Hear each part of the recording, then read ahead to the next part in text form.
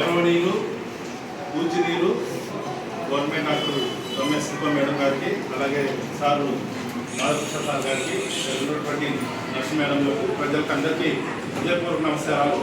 ఎందరో మహానుభావులు అందరి పొందడం. ఈరోజు ఎల్లప్రగడ సుబ్బారావు గారి గొప్ప శాస్త్రవేత్త, మన దేశానికి సంబంధించిన శాస్త్రవేత్త. ఈయన టెట్రాసైక్లిన్ అనే యాంటీబయాటిక్ని కనుక్కున్నటువంటి మహనీయులు. అటువంటి మహనీయులు వర్ధంతి ఈరోజు. ఆయన వర్ధంతిని ఇక్కడ ఘనంగా నివాళులర్పించడానికి అడిగిన వెంటనే అవకాశం కల్పించినటువంటి డాక్టర్కి, మేడం గారికి హృదయపూర్వక నమస్కారాలు. ఈ శాస్త్రవేత్త లేకపోతే మనం అస్సలు ఈరోజు మన వైద్య దేవులు మనకు అనేక రోగాల నుంచి మనం ఇక్కడికి వస్తే బాగు చేసి మనల్ని బయటకు పంపిస్తున్నారు.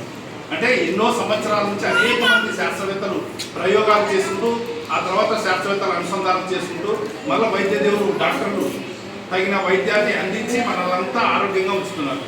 ఈరోజు మనం ఇంత ఆనందంగా ఆహ్లాదంగా ఉండడానికి కారణం ఎంతోమంది స్వాతంత్ర సమరయోధులు, శాస్త్రవేత్తలు, సంఘ సంస్కృతులు.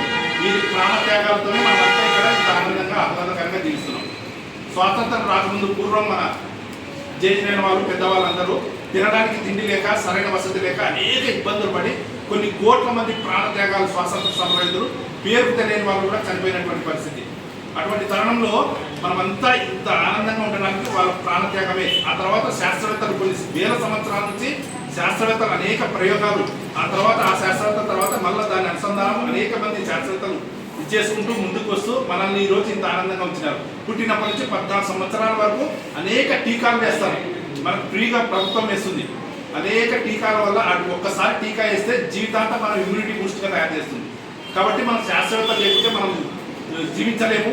ఆ తర్వాత డాక్టర్లు, శాస్త్రవేత్తలు కనుక్కున్నటువంటి మందులు, వైద్య దేవులు మనకి కరెక్ట్ మందులు ఇచ్చి మనల్ని అంతా బాగు చేస్తున్నారు.